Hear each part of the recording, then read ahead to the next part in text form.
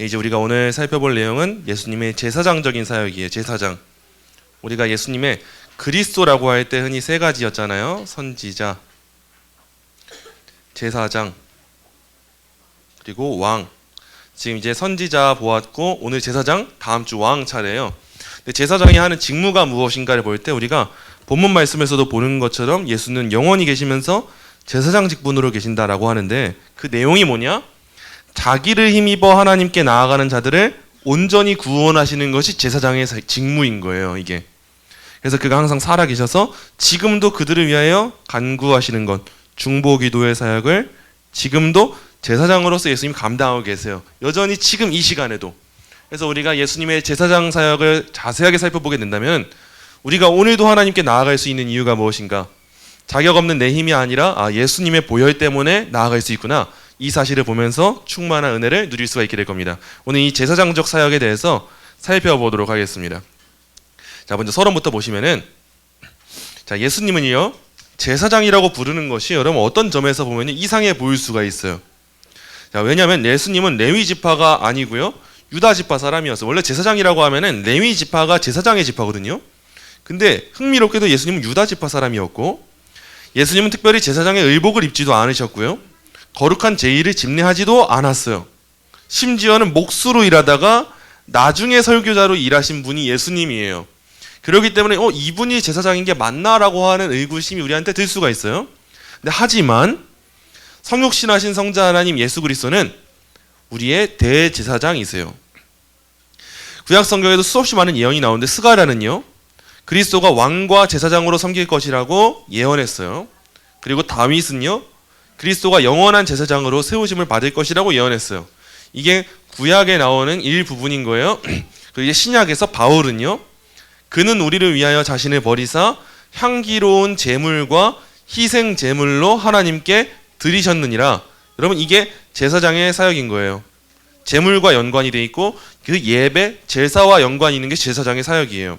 그래서 신약 성경은 흔히 죄사함이나 죄를 깨끗하게 하는 것과 관련해서 그리스도의 희생 제사적 피를 20번도 넘게 언급하고 있어요. 그리고 예수님은요, 세상 죄를 지고 가는 하나님의 어린 양이 되어서, 여러분, 양은 흔히 성경에서 희생 제물로 언급이 돼요.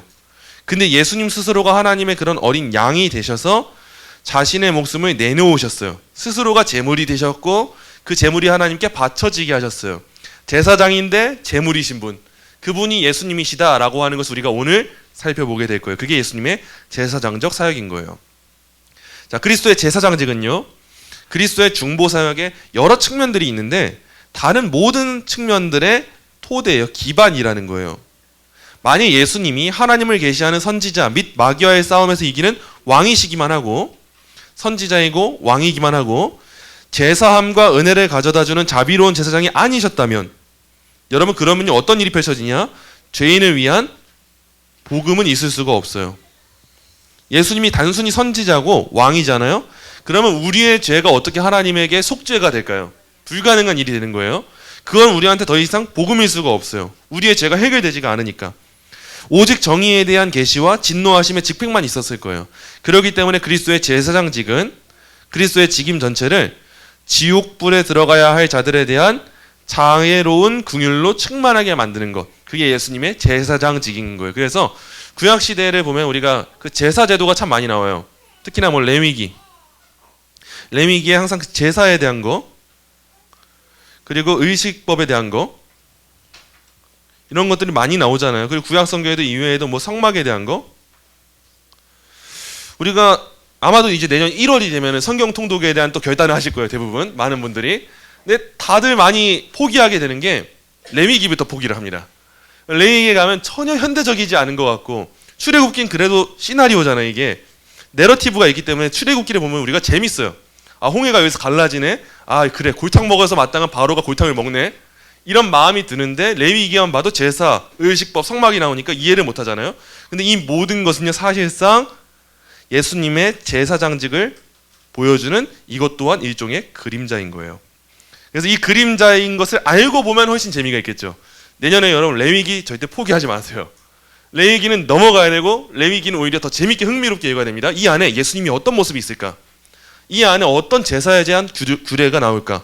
이거 여러분이 아시면은 그 자애로운 긍휼을 만끽하게 되실 거예요. 자, 1-1번. 아론의 제사장직이에요. 자, 하나님은 이스라엘이 자신의 언약을 지킨다면 제사장 나라와 거룩한 나라가 될 것이라고 약속하셨지만 이 약속도 있는데도 불구하고 여호와 하나님은 이스라엘에 공식적인 제사장직을 창설하셨어요. 그리고 아론과 그의 아들들을 제사장으로 세우신 후에 나중에 언약을 통해서 그 제사장직을 확증하셨어요. 자, 이런 아론의 제사장직은요, 뭘 보여주냐? 제사장의 자격 요건을 보여주는 것이었어요. 이것도 뭘 의미하냐? 아론은요, 그림자라는 거예요. 예수님이 어떤 제사장인지를 보여주는 그림자. 자, 사람은 아무도 이 직임에 스스로 취할 수가 없습니다. 스스로 취임할 수가 없어요.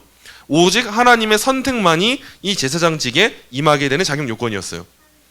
이 제사장의 신성한 직무에 무단으로 침입하는 자가 있다? 여러분 깔끔하게 죽어야 돼요. 그거는. 그래서 칼빈은 이런 말을 했어요. 하나님께는 오직 하나님이 오로지 자신의 뜻을 따라 선택하신 합법적인 제사장만이 존재할 수 있었다. 자, 그리스도조차도 만일 아버지 하나님의 작정하심과 세우심을 통해 제사장직을 맡으신 것이 아니었다면 하나님과 인간을 화해시키는 일을 하기에 충분하지 않았을 것이다. 하나님의 작정하심이 그 제사장을 세워야지만 제사장으로서의 역할을 한다는 거예요. 자, 그래서 그 이유는 화해가 하나님의 자비에서만 흘러나오는 것처럼 제사장직은 하나님의 권위에 의존해 있었기 때문이다 라고 하는 거예요. 그래서 성경을 보면 우리가 흔히 세 가지의 언약이 나옵니다. 이 세 가지 언약이 뭐냐? 첫째, 우리가 잘 아는 것처럼 행위 언약. 자, 여러분 행위 언약 하면 뭘 기억하라고 해서 시작. 그쵸? 먹죽 안 먹살. 무슨 줄임말입니까? 네, 먹으면 죽고 안 먹으면 살아요. 이게 행위 언약이에요. 우리의 행위를 기반으로 한 언약이었어요. 그래서 아담이 순종하냐 안 하냐 여기에 달려있는 그 언약이 행위 언약이에요. 그래서 이 행위 언약에서는 누가 머리였냐 했을 때 머리는 아담이었어요. 대표자. 자, 근데 행위 언약에서 아담이라고 하는 대표자가 넘어집니까 안 넘어집니까? 넘어졌어요. 그래서 하나님은 우리 모든 인류를 그냥 죄인으로만 존재하게 내버려 두셨는가 했을 때 아니었어요. 하나님은요 또 다른 언약을 허락하시는데 그 언약의 이름이 뭐예요? 은혜 언약이었어요. 자, 은혜 언약은요 먹죽 안 먹살 같은 우리의 행위가 들어가지 않아요. 대신에 은혜 언약 안에서 대표자가 되신 분이 있어요. 그 머리가 되신 분. 그 머리가 되신 분은 누구냐? 두 번째 아담이시고 그리고 우리가 흔히 뭐라고 부르냐? 예수 그리스도라고 부르는 분이 머리, 대표자가 되셨어요. 그래서 우리가 지켜야 될 행위를 우리 대신을 하여서 이 예수님이 지켜주시고요. 우리한테는 그저 요구하시는 바가 단 하나뿐인데 그 내용이 뭐냐? 믿음이에요. 우리한테 이 믿음만 요구하시는데 이 믿음마저도 성경을 자세하게 보면 우리한테 어떻게 주어졌다고 하냐? 선물로 주어졌다고 해요. 믿어야 우리가 살게 되는 언약인데 이 믿음마저도 내가 가지는 것 같으나 누가 주는 거예요? 하나님이 주신 거예요. 그럼 이게 믿음이라는 것 또한 무엇이냐 했을 때 은혜라고 하는 결과가 나오죠. 이 은혜로서의 믿음 가운데 우리가 예수님을 믿게 될 때 예수님의 의가 나에게 오게 되고 나의 죄가 누구에게 전가되냐? 예수님에게 전가가 되는 이중적인 전가가 이루어집니다. 그래서 죄인인 우리는 의인이라는 소리를 듣게 되고 의 자체이신 예수님은 우리의 죄를 짊어지고 십자가에서 죽으시고 우리의 죄를 사해 주신 거예요. 이게 놀랍게도 은혜 언약 가운데 이루어지는 일인 거예요. 그리고 세 번째 언약이 나와요. 그게 뭐냐? 구속 언약이에요. 이 구속 언약은 하나님과 우리가 맺은 언약이 아니에요. 이 위에 나오는 두 가지 언약은요. 당사자가 하나님과 우리예요. 근데 이 구속 언약은요. 삼위일체 하나님이 맺으신 언약인 거예요. 삼위일체 하나님께서 성부 하나님께서 작정하기를 선택하셨다면 성자 하나님께서 성취하시는 그 대상이 되시고 그 모든 구원에 대한 성령 하나님이 적용하여 주신다는 것을 삼위일체 하나님 안에서 언약을 체결하신 거예요. 이 언약에는 결코 실패함이 없어요. 그래서 이 언약이 우리한테 구원을 얻게 하는 크신 언약이었다라는 겁니다. 이 세 가지 언약을 여러분이 기억하셔야 돼요. 그래야 이 아버지 하나님께서 예수님을 택하시지 않았다면 그리스도조차도 하나님의 작정하심이 없었다면 세우심이 없었다면 제사장직을 맡을 수 없었다라고 하는 이 내용을 우리가 이해할 수 있게 되는 거예요. 다음 문단입니다. 자, 제사장은 하늘에 속한 신성한 일을 하도록 세우심을 받은 자이긴 하지만 제사장이라고 하는 게 어떤 사람인가 했을 때 하늘에 속한 신성한 일을 하여 근데 어떤 사람이냐? 하늘에서 온 천사는 아니었어요. 그가 섬긴 백성 중에서 선택된 사람이 제사장이었어요. 백성 중에서. 그래서 제사장은요, 사람 가운데서 택한 자여서 어떤 특성이 있냐? 자신의 연약함을 아는 자이기 때문에 죄인에 대해서 온유할 수 있는 존재가 제사장입니다. 그래서 하나님에게 대변인이 돼요. 인간이 얼마나 연약한지, 인간의 지은 죄가 어떠한지를 하나님께 설명하고 대변인이 돼서 하나님께 화해를 구하는 자가 제사장인 거예요. 그래서 하나님이 인간 중에서, 백성 중에서 택하신 거예요. 근데 동시에 제사장은 흠 없는 사람이어야 됐어요. 제사장이 입는 그 거룩한 옷은 제사장의 영화로움과 아름다움을 나타내는 것이었는데, 이건 뭐였냐? 큰 왕의 위엄과 부를 나타내는 것, 이걸 그림자로서 또 비춰주는 게 제사장이었던 거예요. 자, 근데 우리가 이걸 보시면 알겠지만, 그가 섬긴 백성, 인간 중에 나셨는데, 사람 가운데 인간의 몸을 입어서 인간의 연약함을 아시는데 흠 없는 존재가 누가 있냐 했을 때 우리는 누구라고 말합니까? 예수님 아니면 없는 거예요. 그 예수님의 제사장직이 그림자로서 구약 성경에 드러나 있던 거예요. 자, 또한 아론의 제사장직은 제사장의 사역을 보여주었어요. 제사장이 하는 일이 뭐냐 했을 때 하나님을 섬기는 것이 기본적인 일이었고요. 그리고 이를 위한 첫 번째이자 기본적인 사역은 하나님의 백성의 죄를 속하기 위해서 하나님께 제사를 드리는 거였어요.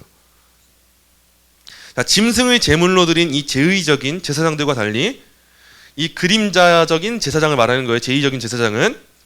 근데 실체이신 제사장, 참 제사장 예수님은 훨씬 더 큰 제물을 드렸어요. 그게 뭐예요?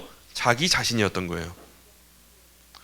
자, 이런 제사장의 두 번째이자 파생적인 사역은 하나님 백성의 대표자로서 하나님의 임재 앞에 나아가서 뭘 하냐? 중보기도를 하는 것이 제사장의 사역이에요. 자, 이 일이 파생적인 이유는요, 대제사장은 오직 제물의 피를 가지고서 이스라엘을 대신해 지성소로 들어갈 수 있었기 때문이에요. 이 속죄의 개념이 이미 있었던 거죠.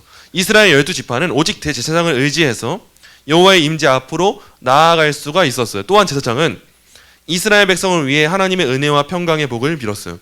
그리고 이것은 제사장의 세 번째 사역 또는 제사장의 중보기도의 한 측면이 되는 거죠. 그래서 우리 교회에서는 이 중보기도라는 용어를 우리가 서로 간의 사용을 안 하잖아요. 되도록. 그 이유가 뭐냐?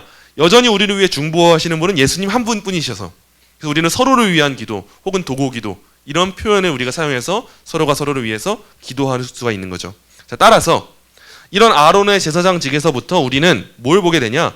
그리스도의 제사장적 사역은 제사와 중보기도라고 하는 큰 두 가지 중요한 부분으로 이루어져 있구나, 우리가 알게 되는 거예요. 항상 여러분, 그림자, 구약이 그림자, 그리고 예수님이 실체라고 하는 사실, 이 사실을 꼭 염두에 두면서 구약 성경을 읽으셔야 되는 거예요. 자, 두 번째 구약 성경의 측면이 나와요. 멜기세덱의 제사장직입니다.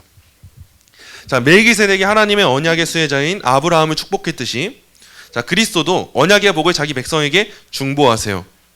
자, 멜기세덱이 살렘 왕이자 지극히 높으신 하나님의 제사장이었듯 그리스도는 대속의 자비와 유효한 은혜를 위한 무한한 능력을 갖춘 크신 제사장 왕이세요. 자, 그리스도는 최고이자 최종적인 제사장이에요.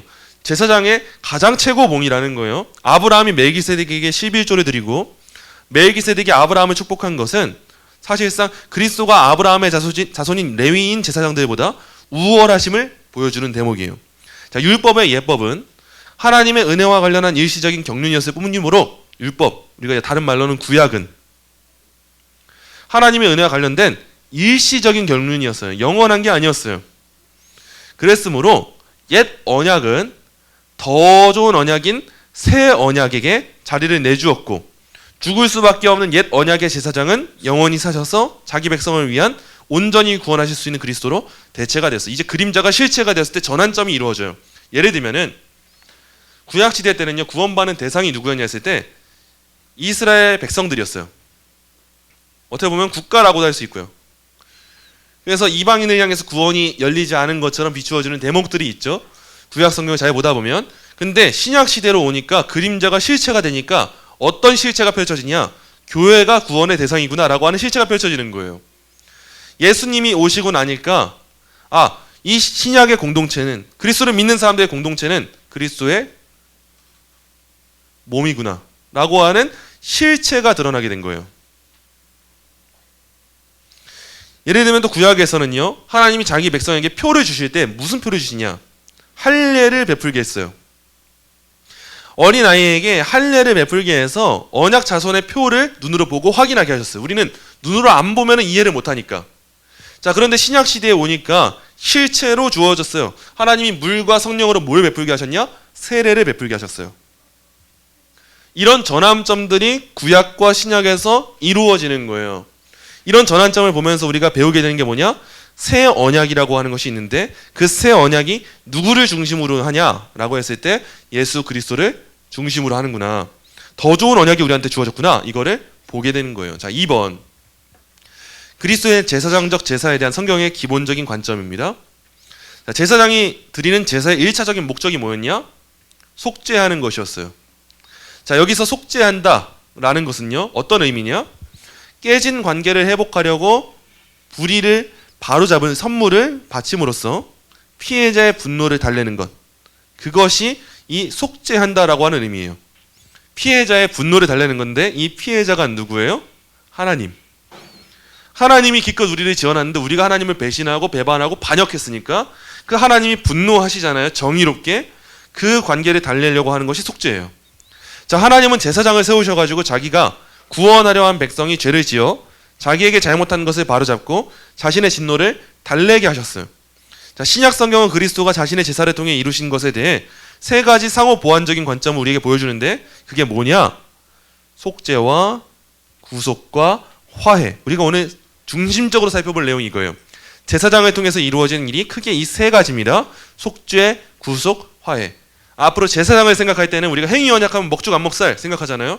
제사장은 이제 속죄, 구속, 화해를 여러분이 기억하시면 돼요. 먼저 속죄를 볼게요. 자, 속죄 교리에 따르면은 그리스도는 죄인에 대한 하나님의 진노를 대신 짊어짐으로써 죄인에 대한 하나님의 진노하심을 달래려고 자신을 제물로 드리셨어요. 속죄를 위해서. 이 속죄하다라고 하는 단어의 어근은요, 헬라어에서 분노를 달랜다라고 하는 의미를 지니고 있고 흔히 일반 이방 종교에서도 분노한 신들을 달랜다라고 하는 의미로 사용되는 것이 속죄하다라고 하는 말이었어요. 자, 하나님은 사랑이시기 때문에 죄인에 대해서 분노하지 않고 사랑하신다. 일반적인 기독교에 대한 반론이 이거예요. 아니, 사랑의 하나님이 왜 자기 백성을 지옥으로 보내? 아니, 왜 분노를 하시고 왜 징계하시고 왜 심판하신다고 말해? 일반적인 반론이에요. 자, 우리는 하나님의 진노를 달래는 속죄는 이교 사상이라는 말을 종종 듣고는 해요. 왜냐, 하나님은 사랑의 하나님, 자비의 하나님이라고 맨날 이게 따라다니는 말이니까요. 근데 기독교의 하나님은 은혜의 하나님이시므로 진노를 달래는 속죄가 필요하지 않다라고 하는 것이 일반적인 이 반론들이에요. 근데 우리의 이 대답, 우리의 변증은 뭐냐? 성경은요, 죄악된 격정이나 감정의 혼란이 아니라 하나님의 완전한 정의와 의에 대한 무한하신 사랑의 표현으로서 죄에 대한 하나님의 진노를 도처에서 증언한다는 거예요. 어려운 말이지만 우리가 놓쳐서는 안 되는 게 이거예요. 우리가 하나님의 속성에 대해서도 많이 배웠잖아요. 속성은 두 가지가 있는데 뭐가 있습니까? 공유적 속성과 비공유적 속성이 있어요.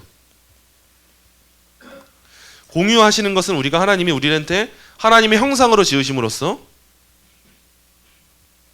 하나님을 닮게 어느 정도 지혜가 있게 하시고 어느 정도 선을 추구하게 하시고 어느 정도 의지적으로 행동하게 하신 이 기타 등등의 일들, 하나님을 닮았기 때문에 우리가 파생돼서 할 수 있는 일들을 하나님의 공유적 속성이라고 해요. 근데 우리가 하나님과 닮지 않은 하나님만 갖고 계시는 속성이 있어요. 예컨대 하나님은 무한하세요. 하나님은 절대적이세요. 하나님은 모든 것을 전지하세요. 하나님은 전능하세요. 이런 것들이 있는데 우리가 늘 빠지는 오해와 오류가 뭐냐? 하나님의 일부 속성, 예컨대 사랑의 속성, 은혜의 속성, 자비의 속성은 우리가 열심히 찬양하고 우리가 열심히 흠모해요. 그래서 하나님이 사랑의 하나님이신데 왜 그러시는 거야? 라고 하는 이 이야기만 붙잡고 있어요. 근데 우리가 꼭 알아야 될 하나님의 속성들이 있어요. 하나님은 공의로우세요. 다른 말로는 정의로우세요. 이 말은 무엇을 의미하냐? 하나님은 죄를 미워하세요. 하나님은 죄와 함께할 수 없는 선 그 자체이세요. 그래서 하나님은 죄를 심판해야 되는 분이신 거예요. 우리는 이 두 가지 모두를 봐야 되는데 때때로 기독교를 향한 반론은요, 이 두 가지 중에 하나만 봐요. 하나님이 사랑의 하나님이신데 어떻게 그렇게 진노하실 수가 있어? 어떻게 분노하실 수가 있어? 이것만 봐요. 근데 성경을 자세하게 보잖아요. 하나님은 우리가 생각하는 그 감정의 혼란으로서의 분노가 아니에요. 우리가 막 화가 날 때, 화가 치밀어 오를 때 주체할 수 없어서 내는 화가 아니라 하나님의 화는요 완전한 정의로운 화예요. 죄에 대해서 정당하게 하나님이 하실 만큼의 그 화가 하나님의 정의인 거예요. 자, 그럼에도 불구하고 하나님은요 정의로우시고 사랑의 하나님이셨어요. 죄에 대해서는 진노하시지만 죄에 대해서 사랑도 보여주세요. 대표적인 것이 어디에서 드러나는가? 십자가에서 드러나는 거예요. 하나님의 공의와 자비가 동시에 보여준 사건이 십자가예요. 하나님은 죄를 심판할 수밖에 없는 분이라는 이 공의를요 예수님이 십자가에 못 박혀 죽으실 때 이 십자가에서 보여줍니다. 근데 반면에 예수님이 십자가에 못 박히신 이유가 뭐냐? 하나님은 우리를 사랑하셔서 예수님을 못 박히게 하심으로 우리를 살리기 위해서 이 십자가를 허락하셨잖아요. 하나님의 공의의 속성과 자비의 속성이 모두가 동시에 보여주는 대표적인 사건, 십자가 사역인 거예요. 우리는 이러한 관점으로 하나님을 알고 성경을 봐야 되는 거예요. 자, 그래서 진정한 사랑이 뭐냐? 진정한 사랑은 죄와 거짓말에 대해 무관심할 수 없고요, 혐오합니다. 우리가 어린 아이들이 거짓말할 때 혼내는 이유가 뭐냐? 기분 나빠서가 아니에요. 사랑해서. 하나님 뜻대로 살아가야 하니까 혼내는 거죠. 마찬가지인 거예요. 따라서 하나님의 진노는 속죄로 달려져야 돼요. 공의로운 분이시니까 정당한 대가가 있어야 되는 거예요. 하나님은 자신의 선하심과 의를 부정할 수 없으시기 때문에 또한 성경의 속죄 교리는 하나님이 아닌 다른 어떤 존재가 하나님의 진노를 달랬다고 말하지 않고 하나님이 자기 아들을 보내 죄를 위한 제물이 되게 하심으로써 자신의 진노의 의로운 요구를 친히 만족시켰다고 말합니다. 자기니까 하나님의 그 모든 것을 만족할 수가 있었다는 거예요. 그래서 사랑은 여기 있으니 우리가 하나님을 사랑한 것이 아니요 하나님이 우리를 사랑하사 우리 죄를 속하기 위하여 화목제물로 그 아들을 보내셨죠. 하나님이 우리를 사랑하셔서 하나님 우리를 무섭게 여기려고 공의로운 분이어서 심판하시는 게 아니라 우리를 사랑하셔서 우리 죄를 속하기 위해서 하나님은 그럼에도 공의로우셔서 화목제물로 그 아들을 보내셨어요. 이 안에서 공의와 자비는 공존하게 되는 거예요. 이게 하나님의 속성인 거예요. 그래서 유명한 목회자, 설교자가 있어요. 마틴 로이드 존스 목사님이 있어요. 작은 글씨지만 이렇게 말했어요. 자, 하나님이 허물과 죄 가운데 죽어있는 사람들, 하나님을 미워하고 거역하며 하나님이 지으신 세계를 생지옥으로 만들어버린 반역자들인 인간을 상관하신 이유는 무엇이었는가? 우리가 하나님을 사랑했기 때문이 아니라 하나님이 그 구원을 베푸신 이유는요 우리가 하나님을 사랑했기 때문이 아니라 다름 아닌 하나님 자신에게서 생겨난 사랑으로 말미암아 하나님이 우리를 사랑하셨기 때문이에요. 여러분 이걸 늘 기억하세요. 우리가 하나님을 사랑해서 하나님이 구원을 베푸신 게 아니라 하나님이 우리를 사랑해서 구원을 베푸시는 거예요.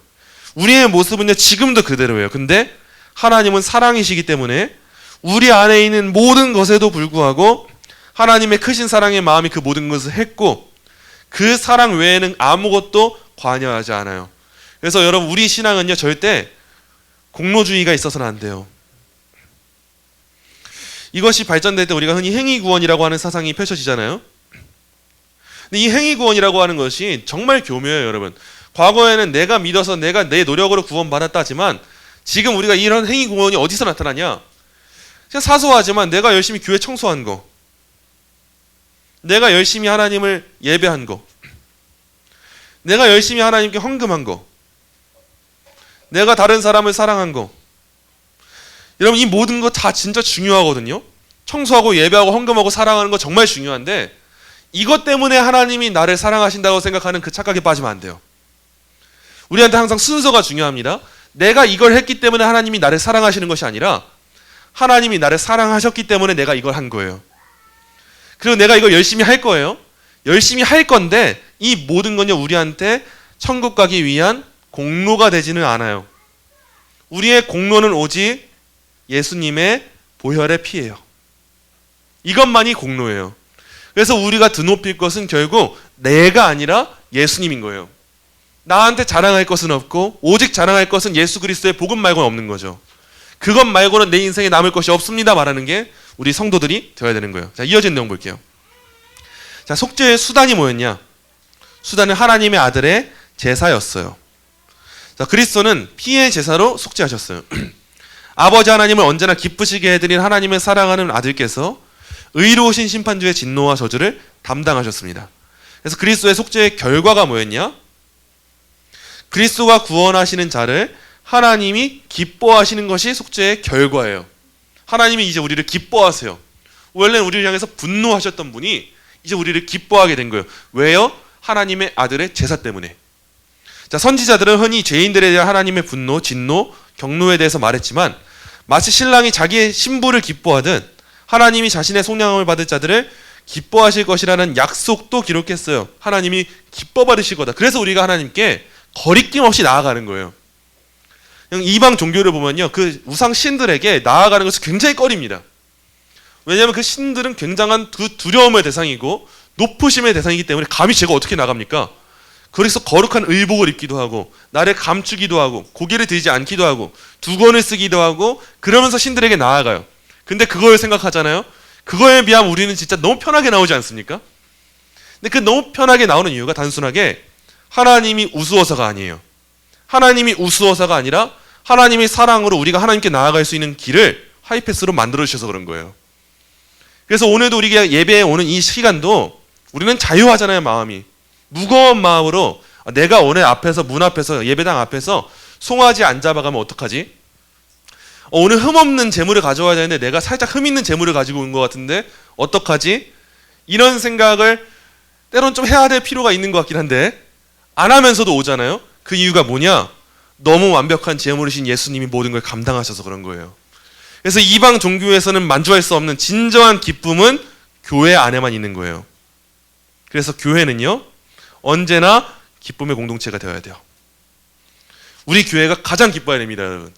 제가 이 경쟁 심리를 부추기는 거 아닌데 제가 하나님을 가장 사랑하는 사람이 우리 교회에 있다면 저는 절대 양보 안 하고 제가 되고 싶다고 말했잖아요. 마찬가지로 우리한테 이 정도의 선한 경쟁 심리가 있어야 돼요. 이 나라에서 가장 기쁨이 넘치고 충만한 교회가 있다면 그 교회는 어디 교회가 됩니까? 우리 교회가 되는 거예요. 하나님이 예수님 안에서 베풀으신 그 복된 결과들이 있잖아요. 하나님 우리를 기뻐하시는구나. 여러분 다음 주에도 교회 오실 때 그 기쁨을 갖고 오세요. 꼭. 다른 여러 우리가 재물을 가지고도 나오잖아요. 일주일의 삶의 소산을 가지고도 오고. 근데 우리한테 그냥 당연하게 오는 그 주일이 아니라 오늘도 내가 한 주간 바쁘고 피곤했는데 눈 뜨기 싫었는데 침대에 있고 싶었는데 억지로 와야 되니까 왔다가 아니라 여러분 진짜 기뻐서 하나님 나를 기뻐 받아주시는구나 신나서 오셔야 되는 거죠. 다음 주에 여러분 발걸음 한번 볼게요. 맞아요. 우리 박영현 권사님 아마 춤추면서 오실 것 같아요. 그죠? 맞나요? 이런 기쁨으로 여러분이 오시는 게 예수님의 제사장 사역을 바르게 알고 오는 거예요. 자, 이어진 내용 볼게요. 두 번째 구속입니다. 자, 성경의 용례에서 구속으로 번역되는 헬라어 단어들이 있는데 이 구속이라고 하는 말은 주로 어떤 용어냐? 대가나 속전을 지불하고 사람의 재산의 상실, 종살이, 죽음에서 구하는 것을 가리키는 말이 구속이에요. 대가 없이가 아니에요, 여러분. 대가를 지불하고예요. 그리스도의 구속을 보여주는 영광스러운 모형이 있는데 여호와 하나님이 이스라엘 백성을 애굽의 종살이에서 건지신 것과 나중에 바벨론 포로 생활에서 건지신 것에서 모형이 등장해요. 다른 말로 우리 계속 반복적으로 배우고 있는 거예요. 그림자가 등장해요. 자, 구속은요, 압제자에게서 구하려 능력을 행하는 것을 포함해요. 그래서 그리스도 안에서 우리에게 주어진 구속은요, 하나님이 우리를 흑암의 권세에서 건져내사 그의 사랑의 아들의 나라로 옮기신 것을 의미하는 것이 구속이에요. 자, 그래서 이제 우리가 어디 거합니까 했을 때 우리는 흑암의 권세에 거하는 자들이 여러분 아니에요? 우리는 어디에 거하냐? 이미 옮겨졌어요. 옮기신 거예요. 과거형이네요. 이미 옮기셨어요. 그의 사랑의 아들의 나라로. 저와 여러분이 거하는 나라가 흑암의 권세의 나라가 아니라 그의 사랑의 아들의 나라로 이미 우리는 옮겨졌다라는 거예요. 구속을 하셨기 때문에. 자, 하지만 위에서 언급했듯이 구속은 대가의 지불을 포함합니다.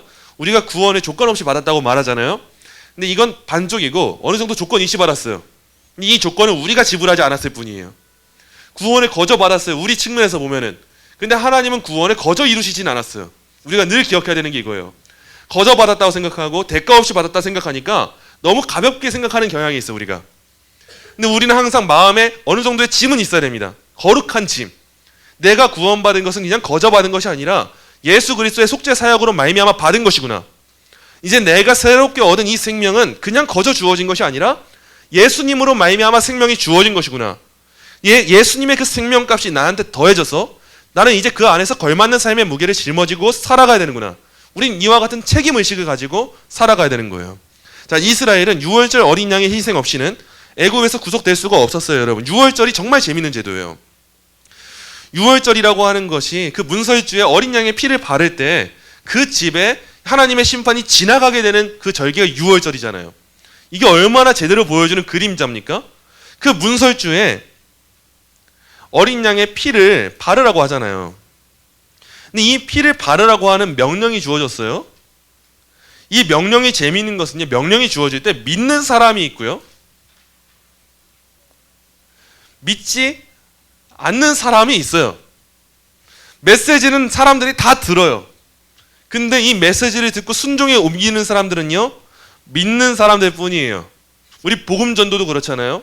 복음을 우리가 전할 때 이래야 삽니다라고 우리는 명령을 전달해요. 근데 이때 모든 사람들이 명령대로 움직이지 않습니다. 믿는 사람들은요, 이 피를 붙잡고 이 피를 문설주에 바르는 수고를 감당해요. 믿음의 행동을 해요. 그 결과가 뭐냐? 그 어린 양의 피로 말미암아 애굽에서 구속되는 거예요. 우리가 받은 구원의 은혜가 그렇습니다. 우리가 믿는 것도 하나님의 은혜이지만 어느 정도 우리가 우리 편에서 열심히 내 선택해야 돼요. 하나님 우리의 마음에 주시는 것이지만 우리가 믿어야 돼요. 그 믿음으로 우리가 그 피를 붙잡을 때 그 믿음의 피를 붙잡은 사람들에게 구속의 은혜가 주어진다를 보여주는 게 유월절인 거예요. 자, 피의 제사가 없었다면 애굽에 임했던 하나님의 의로우신 심판은 이스라엘에게 똑같이 임했을 거예요. 문설주의 피를 안 발랐다면. 자, 그리스도가 죽기까지 순종하신 것은 왜 그런 거냐? 우리의 구속을 위한 속전이었어요. 자, 여러분, 예수님의 순종은요, 끝이 없어요. 그냥 죽기까지 다 순종하셨어요. 모든 영역에서. 모든 영역에서 순종하신 이유가 뭐냐? 우리는 모든 영역에서 순종하지 못하니까 우리 대신해서 모든 걸 순종해 주신 거예요. 자, 예수님은 자신의 죽음의 의미를 많은 사람을 위한 대속물로 자기 목숨을 자원해 버리시는 것이라고 설명하셨어요. 자, 그리스도의 죽음이 구속의 대가였다면 이 대가는 누구에게 지불되었을까요? 자, 어떤 신학자는요, 그리스도가 우리를 마귀의 종살이에서 노연하게 하려고 속전을 마귀에게 지불했다, 이렇게 가르치는 사람도 있어요. 그렇지만 그건 옳지 않아요. 나지안조스의 그레고리우스라고 하는 사람이 있었는데 이렇게 말을 했어요. 자, 강도에게 그의 포갑에 대한 대가를 지불하는 건요, 여러분, 불법이에요. 말도 안 되는 일이에요. 어불성설이에요. 자, 그리스도는 속전을 누구에게 드리냐? 하나님께 드리는 거예요. 하나님의 분노를 달래기 위해서. 자, 하나님께 드려진 그리스도의 희생 제사적 피로 말미암은 죄로부터 구속은 하나님으로부터의 죄사함을 가져오는 거예요. 하나님께 드리고 하나님으로부터의 죄사함을 우리한테 가져오시는 거예요. 그래서 하나님이 우리한테 허락하신다는 거죠. 이와 같은 구속은요, 그 어떤 결과를 낳냐? 한 가족을 재산의 상실과 종살이에서 회복시켜서 자신의 기업을 누릴 수 있게 해줍니다. 자, 여호와 하나님이 자기 아들 이스라엘을 구속해서 자기 백성으로 삼고 약속의 땅에서 자신의 제사장이 되어서 자기에게 나올 수 있도록 해주신 것은 구속의 모형이었던 거예요. 자, 그리스도는 참되고 영원한 구속으로 자기 백성을 구속하심으로써 그들이 양자됨을 통해 하나님의 아들들이자 성자의 영을 지닌 자들이자 하나님의 상속자들이 되게 하신 것을 성취하셨어요. 그래서 우리의 이제 신분이 뭐냐? 상속자예요. 자, 그리스도가 그들이 받아야 할 저주를 대신 받으셨으므로 그들은 성령 안에서 하나님의 복을 받을 수가 있는 거예요. 그래서 우리 기독교가 기복주의는 아니에요. 근데 기복입니다. 우리는 복을 받습니다. 이미 받았고 앞으로도 받는 거예요. 우리가 흔히 종말론을 생각할 때 이미와 아직 사이라고 말하잖아요. 우리에게 이미 구원은 임했어요. 근데 아직 완성되지 않았어요. 우리에게 하나님 나라도요, 이미 임했어요. 근데 아직 완전히 도래하지 않았어요. 자, 이 말은 뭐예요? 우리한테 복도요, 구원받을 때 이미 임했어요. 여러분, 우리 이미 복 받은 사람들입니다. 복이 있는 사람들이에요. 있어지는 사람들이기보다 있는 사람들인데 그 있는 사람들한테 하나님은 더 큰 복을 지속적으로 주신다는 거예요.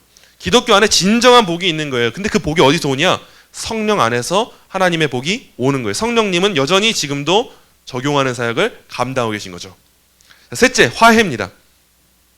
자, 화해는요,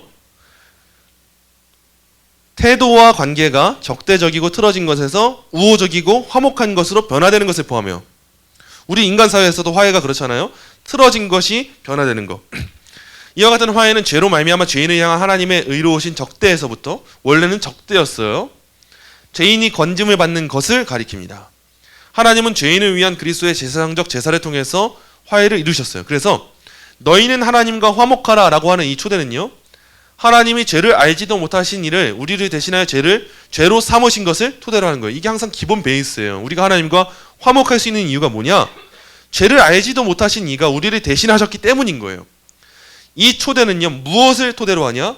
중요한 말이에요. 이건 좀 어렵습니다. 변화가 아니라 전가를 토대로 해요. 자, 우리가 우리의 신분을 신학적으로 의인이라고 말하잖아요. 근데 우리가 의인인 이유는요, 우리에게 의라고 하는 것이 주입된 것이 아니라요, 의가 전가되었다는 걸 여러분 꼭 기억하셔야 돼요. 로마 카톨릭에서는요, 항상 의가 주입된다라고 가르쳐요. 주입이 뭐예요? 주사기로 바늘을 찔러가지고 집어넣는 거 우리가 주입이라고 말하잖아요. 그래서 로마 카톨릭도 은혜를 말합니다. 로마 카톨릭이라고 해서 무조건적으로 행위만 말하는 게 아니에요. 로마 카톨릭도 하나님의 은혜가 필요하다, 온총이 필요하다 굉장히 강조해요. 대신에 하나님은 우리한테 의를 주입하셔서 그 주입된 의로 말미암아 사람들이 의를 이룰 수 있다라고 가르치는 게 로마 카톨릭이에요. 자, 중요한 게 뭐예요? 의가 주입이 되었을 때, 이게 우리의 내면이라고 보세요. 이 안에 의가 주입이 됐어요. 그럼 우리 안에 의라고 하는 것이 있습니까? 없습니까? 있게 되는 거예요. 우리 안에 존재하게 된 주입된 이 의로 말미암아 우리가 의로운 삶을 살아가게 된다. 그래서 우리는 성화라고 말하는 걸 로마 카톨릭에서는 의화라고 말해요. 의로워지는 그 의인의 단계를 스스로의 노력으로 감당할 수 있다고 말하거든요. 자, 근데 우리는요, 주입을 말하지 않아요. 우리는요, 전가를 말해요. 전가는요, 그렇다고 쳐주는 거예요. 실제 상태가 아니에요. 상태는 죄인이에요. 우리 안에는요, 안에 의가 있는 것이 아니라 여전히 죄만 있어요. 여전히 죄만 있는데 하나님은요, 우리 겉에 우리에게 옷을 입혀주세요. 그 옷의 이름이 뭐냐? 예수님의 의라고 하는 옷이에요. 그래서 옷으로 우리를 덮었잖아요. 그래서 우리의 내면이 보이지 않잖아요. 그 상태로 우리를 하나님의 법정에 끌고 가셔서 우리의 겉모습을 보면서 우리를 의인이다라고 말씀해 주시는 게 이신칭의의 교리인 거예요. 성경에서 어떤 장면을 보시면 알게 되냐? 우리가 야곱과 에서의 그 사건을 보게 되잖아요. 야곱이요, 형 에서인 척하려고 팔에다가 가죽을 두르고 갑니다. 자기를 감추려고 털 많은 에서인 척하려고 가죽을 두르고 가서 아버지에게 축복을 받아요. 여러분, 이것 또한 그림자적인 사건이에요. 원래 야곱은 본래 자기는 야곱이에요. 축복을 받을 수 있는 자격이 없어요. 근데 에서인 것처럼 하는 옷을 입고 아버지에게 나아가니까 복을 받는 거예요. 우리가 그런 옷을 입었다는 것을 여러분 꼭 기억하셔야 돼요. 우리 안에 내면적인 변화가 없었어요. 우리는 변화가 없었는데 하나님은 우리의 변화를 보신 것이 아니라 예수님을 보시면서 우리를 전환시켜 주셨다는 거예요. 그래서 우리를 이렇게 화목할 수 있게 하는 이 초대는요, 내가 변화되었기 때문이 아니에요.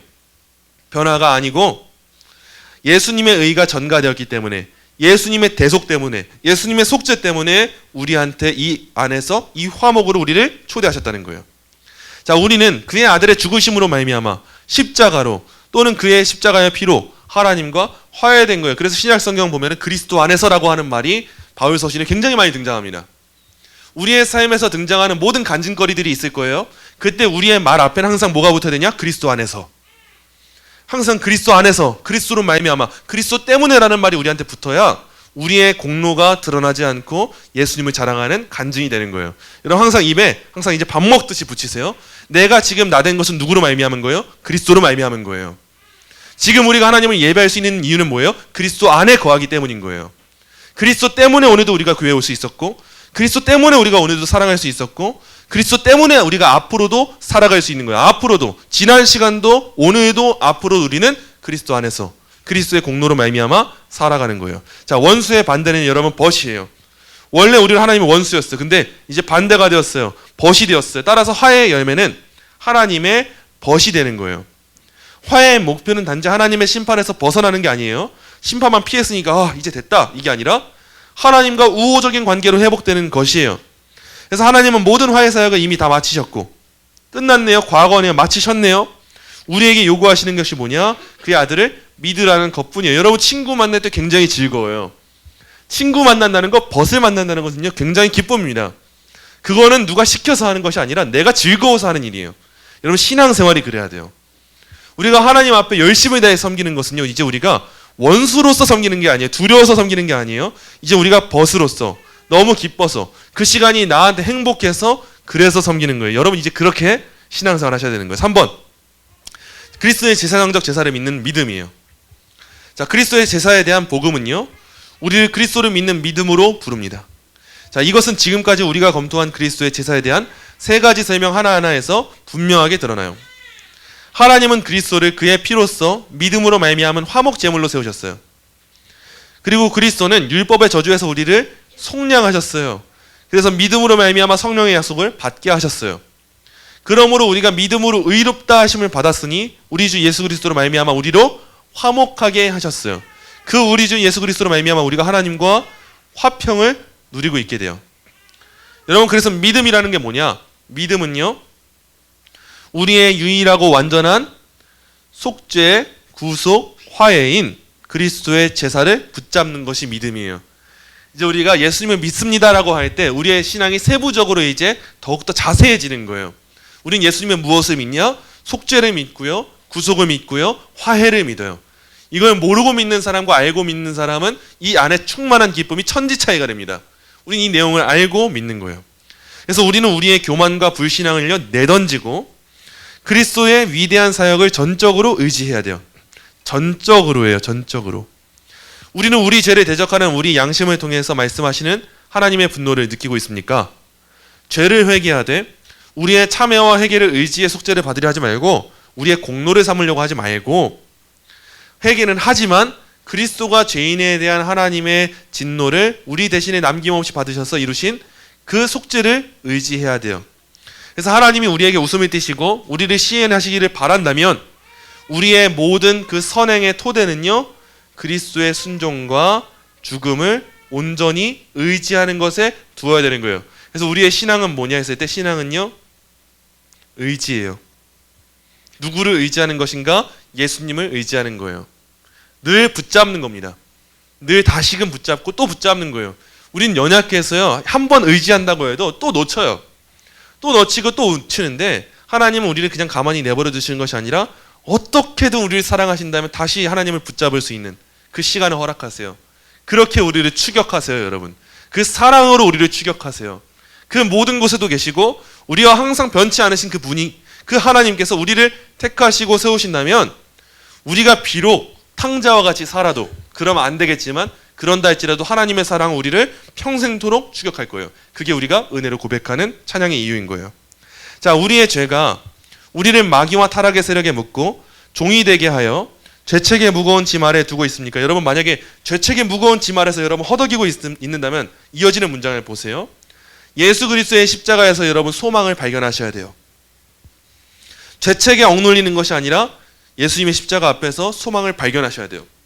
우리가 철로역정에서도 보면 알게 되는 것처럼 철로역정에 나오는 주인공 크리스천이 처음 이제 말씀을 보고 깨닫게 되니까 등에 짐을 짊어지게 되죠. 이 짐이 뭡니까? 내 안에 주어진 죄책이에요. 죄책. 죄로 인해서 무거운 그 마음들, 힘겨운 짐들이에요. 그래서 이 짐을 빨리 풀고 싶은데 풀리지가 않는 거예요. 그냥 빛을 보고 걸어갈 뿐이에요. 근데 어느 한순간 이 죄의 짐이 놀랍게 사라지는 경험을 크리스천이 경험하게 되는데 그 자리가 어디예요? 십자가 앞이에요. 십자가 앞에서 크리스천이 짊어졌던 짐이 다 사라져버리게 돼요. 이게 뭘 의미합니까? 수고하고 무거운 짐진 자들아 다 내게로 오라. 내가 너희를 쉬게 하리라 라고 하신 예수님의 말씀. 그 말씀이 어떻게 이루어지는가를 보여주는 대목이에요. 여러분 여전히 우리가 신앙생활 하면서 우리는 자유해야 되지만 때때로 우리의 양심이 우리를 너무 힘겹게 할 때가 종종 찾아옵니다. 어느 일부분 우리한테 그게 필요할 때가 있어요. 그래야 우리가 회개를 하고 거룩을 향한 발자취를 더 떠나니까요.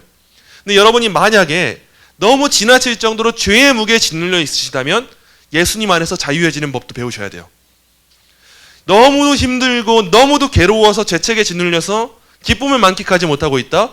그렇다면 너무 어떤 부분에서는 예수님을 묵상하고 있지 않아서 그럴 수도 있다는 거예요.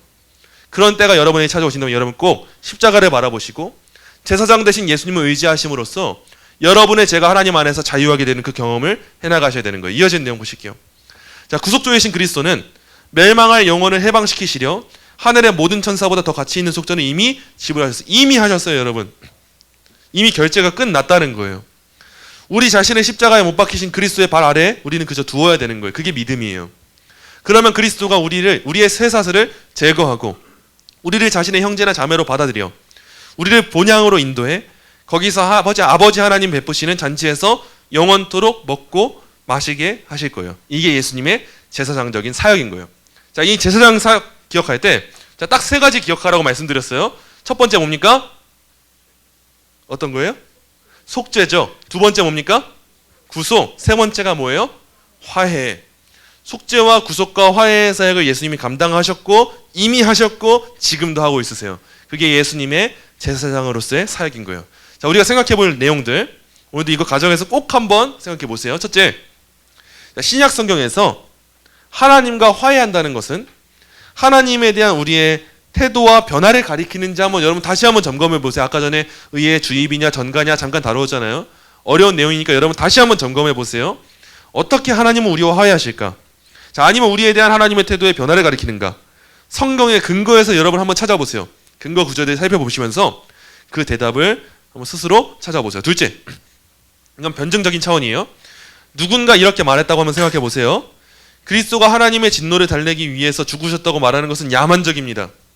그것은 기독교의 사랑의 하나님이 아니라 이 교회 하나님관이에요. 어떻게 하나님이 그럴 수가 있겠습니까? 어떻게 하나님이 진노만 베풀고 계십니까? 라고 하는 사람 실제로 우리가 자주 마주하게 됩니다. 불신자들에게 굉장히 자주 닥치게 되는 질문이 이런 질문들이에요. 사랑의 하나님이 어떻게 그럴 수가 있어요? 라고 할 때 여러분은 어떻게 하나님의 속성에 대해서 설명할 수 있을 것인가? 어떻게 해야 하나님의 속성을 불신자들이 이해하기 쉽게 혹은 우리 어린 자녀들이 이해하기 쉽게 가르칠 수 있을 것인가?